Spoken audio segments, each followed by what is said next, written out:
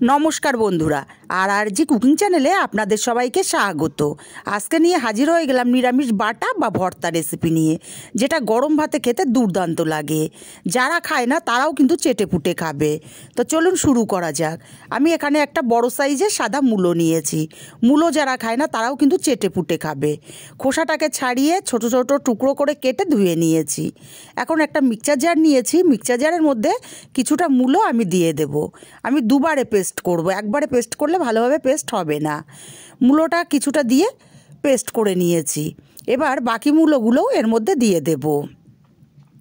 বাকি মূলোগুলো দিয়ে এখানে দিয়ে দেব 1.5 চামচ সাদা সর্ষে, আর দেব 4টে কাঁচা লঙ্কা, আমি পাকা লঙ্কা ব্যবহার করছি, আর দেব 1 মুঠো পরিমাণে চীনাবাদাম।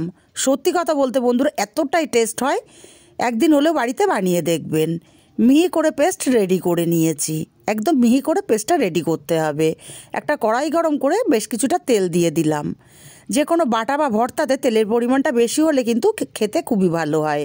তেলটা গরম করে একটা শুকনো লঙ্কা আর কিছুটা কালো জিরে দিয়ে মূলোর পেস্টটা এখানে দিয়ে দিলাম। মূলোর পেস্টটাকে দিয়ে নাড়াচাড়া করে তেলের সঙ্গে মিশিয়ে দেব।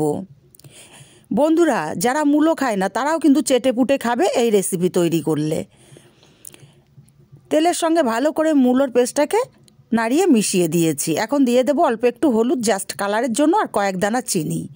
চিনিটা অবশ্যই দেবেন, তাহলে টেস্টটা খুবই ভালো আসে। লবণটা আমি এখন ব্যবহার করলাম না, কারণ মূলোর পেস্টটা এক্সট্রা জলটা কমে গেলে লবণটা কম বেশি হতে পারে, তাই আমি লবণটা পরে ব্যবহার করব। চিনি আর হলুদটাকে দিয়ে মিনিটখানিক নাড়াচাড়া করে নিয়েছি।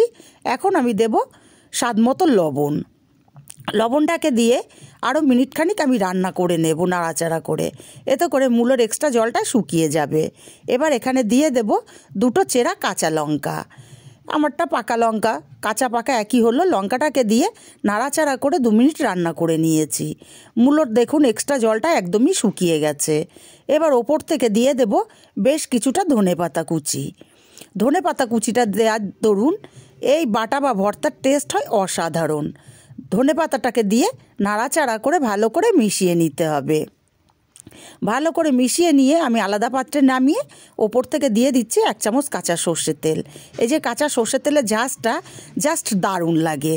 তেলটাকে ভালো করে নাড়াচাড়া করে মিশিয়ে নিলেই রেডি হয়ে যাবে গরম ভাতে পরিবেশন করার জন্য।